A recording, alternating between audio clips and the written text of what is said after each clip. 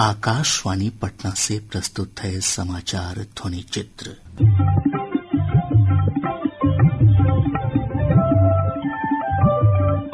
आज के इस अंक में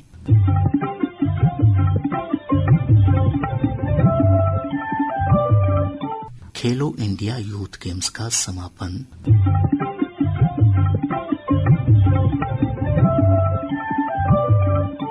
ऑपरेशन सिंदूर पर भारतीय सैन्य बलों का बयान,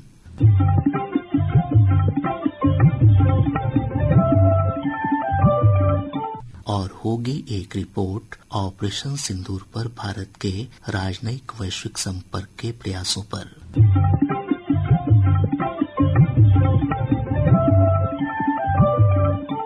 खेलो इंडिया यूथ गेम्स 2025 का 15 मई को पटना के पाटलिपुत्र खेल परिसर में भव्य रंगारंग समारोह के साथ समापन हुआ।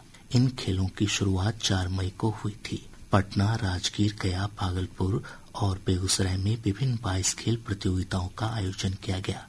समापन समारोह को संबोधित करते हुए केंद्रीय खेल राज्य मंत्री रक्षा निखिल खड़से ने कहा कि प्रधानमंत्री नरेंद्र मोदी के नेतृत्व में देश भर में खेल की नई संस्कृति को विकसित किया जा रहा है। आदरणीय प्रधानमंत्री जी भी चाहते हैं कि हर राज्य में से हमारे एथलीट्स आगे बढ़े, हर घर घर में हमारा खेल पहुंचना चाहिए।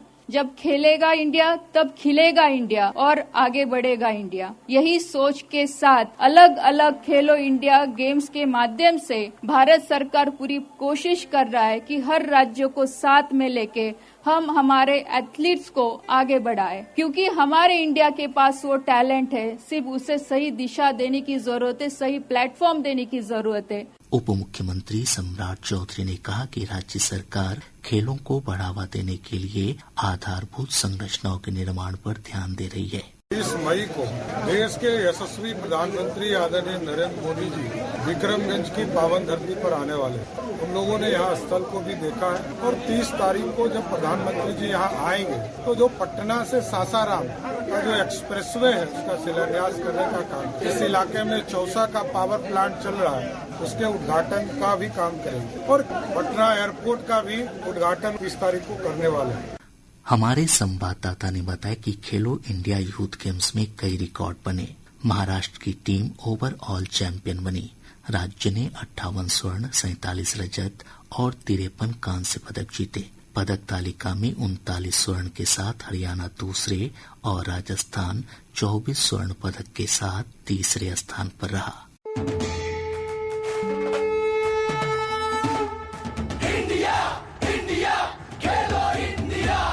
12 दिनों तक चले खेलों के इस महाकुंभ में देश भर से करीब 5,300 खिलाड़ियों के साथ साथ 3,000 कोच और अधिकारियों ने भाग लिया। बिहार की मेजबानी में पहली बार आयोजित खेलो इंडिया यूथ गेम्स का 7वां संस्करण काफी महत्वपूर्ण रहा। भारोत्तोलन, तीरंदाजी, एथलेटिक्स सहित कई खेलों में नए रिकॉर्ड बने। वहीं भविष्य के लिए प्रतिभावान खिलाड़ियों का उदय हुआ जो आगे चलकर ओलंपिक, एशियाड, राष्ट्रमंडल सहित बड़ी खेल प्रतियोगिताओं में देश का प्रतिनिधित्व करेंगे। धर्मेंद्र कुमार राय, आकाशवाणी समाचार, पटना। इंडिया, इंडिया, खेलो इंडिया, खेल के रंग बिहार के संग, खेलो इंडिया। बिहार की टीम ने खेलो इंडिया यूथ गेम्स में अब तक का अपना सर्वश्रेष्ठ प्रदर्शन किया। एक रिपोर्ट। रक्षा मंत्रालय ने कहा है कि ऑपरेशन सिंदूर भारत के रक्षा सिद्धांत में एक महत्वपूर्ण मोड़ साबित हुआ, जिसमें तीनों सेनाओं के बीच तालमेल, रणनीतिक गहराई और तकनीकी प्रभुत्व का प्रदर्शन किया गया। पहलगाम आतंकी हमले के बाद शुरू किए गए ऑपरेशन सिंदूर ने सटीकता, व्यावसायिकता और उद्देश्य के साथ तीनों सेनाओं की संतुलित प्रतिक्रिया को प्रदर्शित किया। एक रिपोर्ट। मंत्रालय ने कहा है कि ऑपरेशन की परिकल्पना नियंत्रण रेखा के पार और पाकिस्तान के अंदर तक आतंकी ढांचे को नष्ट करने के लिए एक दंडात्मक और लक्षित अभियान के रूप में की गई थी। भारतीय वायुसेना ने पाकिस्तान में आतंकी ढांचे के खिलाफ सटीक हमले करने में अहम भूमिका निभाई। इसने नूर खान एयरबेस और रहीम यार खान एयरबेस जैसे ठिकानों पर प्रभावकारी हवाई अभियान चलाए। स्वदेशी रूप से विकसित आकाश सतह से हवा में मार करने वाली मिसाइल प्रणाली और पिकोरा और OSA-AK जैसे विरासत प्लेटफॉर्म को एक स्तरित रक्षा ग्रिड में प्रभावी ढंग से तैनात किया गया था। सेना की वायु रक्षा इकाइयों ने वायुसेना के साथ मिलकर काम किया, जिसमें कंधे से दागे जाने वाले मैन पैड्स और LLAD गन से लेकर लंबी दूरी की सैम तक की कई तरह की प्रणालियां तैनात की गई। नौसेना ने MiG-29 के लड़ाकू विमानों और हवाई प्रारंभिक चेतावनी हेलीकॉप्टरों से लैस अपने कैरियर बैटल ग्रुप को तैनात किया। इसने समुद्री क्षेत्र में खतरों की निरंतर निगरानी और वास्तविक समय पर पहचान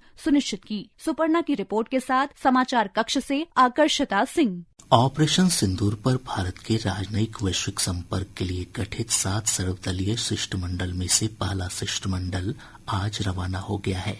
जदयू सांसद संजय झा के नेतृत्व में यह प्रतिनिधिमंडल जापान, कोरिया, सिंगापुर, मलेशिया और इंडोनेशिया का दौरा करेगा। सांसद संजय झा ने कहा कि पाकिस्तान आतंकवाद को कैसे बढ़ावा दे रहा है, इसकी जानकारी पूरे विश्व को दी जाएगी। दुनिया में प्रधानमंत्री 7 डेलीगेशन भेज रहे हैं और हमारा delegation Japan, south Korea, Indonesia, Malaysia और सिंगापुर जा रहा है। सबसे बड़ा इशू है कि ये आतंकवाद जो है वो पाकिस्तान की स्टेट पॉलिसी, इनके नकाब को उतारना। ये आतंकवाद कोई वहां से कोई 2-4 लोग ऐसे नहीं आते हैं, पूरा स्टेट उसको स्पॉन्सर करता है, पूरा थ्राइव करता है स्टेट के सपोर्ट से। इस बात को पूरे दुनिया में जाकर के बताना। हमारी संवाददाता ने बताया कि केंद्र सरकार ने पाकिस्तान प्रायोजित आतंकवाद को वैश्विक पटल पर सामने लाने के लिए सर्वदलीय प्रतिनिधिमंडल का गठन किया है। इसके साथ ही आज का समाचार ध्वनि चित्र कार्यक्रम संपन्न होता है।